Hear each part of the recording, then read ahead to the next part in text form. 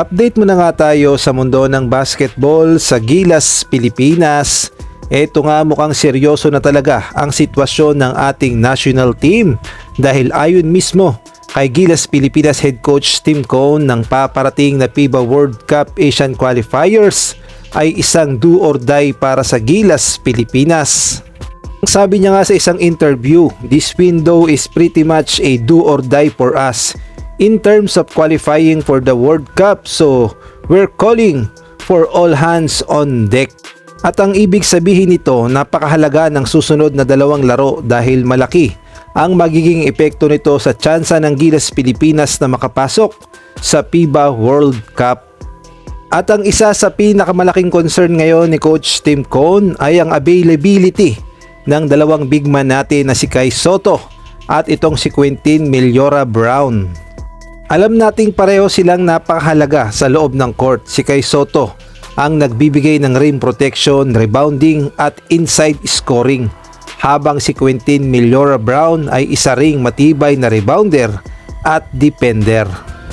At kung wala nga ang dalawa na ito, siguradong lalaki ang problema ng Gilas sa ilalim ng ring, lalo na kung makakaharap nila ang mga kupunang malalaki rin ang frontline, partikular na ang Iran at ang Jordan. Kaya naman malaking problema yan kung walang Kai Sotto at QMB. Dagdag pa nga sa sakit ng ulo ng Gilas Pilipinas ang lumabas na balita na posibleng hindi rin makalaro si Mike Phillips sa window na ito dahil ayon sa report ikakasal ang kanyang kuya Ben at kailangan niyang umattend sa wedding.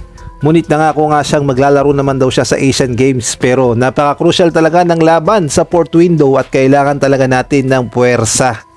Kaya naman malaking dagok yan sa Gilas Pilipinas dahil lalo pang mababawasan ang rotation ng Gilas pagdating sa front court.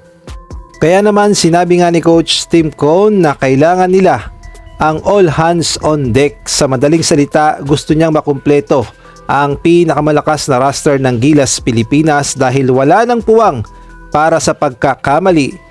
Ngunit ang malaking tanong ngayon, kung sakali man magiging available pa kaya sina Kai Sotto at Quintin Meljora-Brown. Halimbawa, nagkausap yung mga agent nila at yung SBP at nagkaroon ng agreement at maging available sila. At kung oo nga, ay malaking tulong talaga sila sa laban ng Gilas Pilipinas, pero kung hindi, kailangan may ibang players na handang pumuno sa kanilang mawawalang posisyon o kontribusyon. At sa kabila nga nito, nanatiling mataas ang tiwala ng coaching staff sa mga manlalarong nasa Gilas pool. At alam nating lahat na hindi basta-basta sumusuko ang ating national team, ang ating Gilas Pilipinas. At ilang beses na ngang napatunayan ng ating Gilas na kaya nilang makipagsabayan kahit kulang pa sa mga pangunahing players. At kung kayo naman ang tatanungin, sa tingin nyo, kaya bang manalo ng Gilas kahit wala sila Kai Sotto, Quintin Meljora-Brown at Mike Phillips? O kailangan talagang kompleto ang lineup para magkaroon ng malaking tsansa ang Gilas na makapasok sa FIBA World Cup? Maaari kayo magbigay ng komento sa comment section. At kung nagustuhan nyo ang video na to, paki-like naman, paki-subscribe, pakipindot ang notification bell para updated ka sa susunod kong i-upload.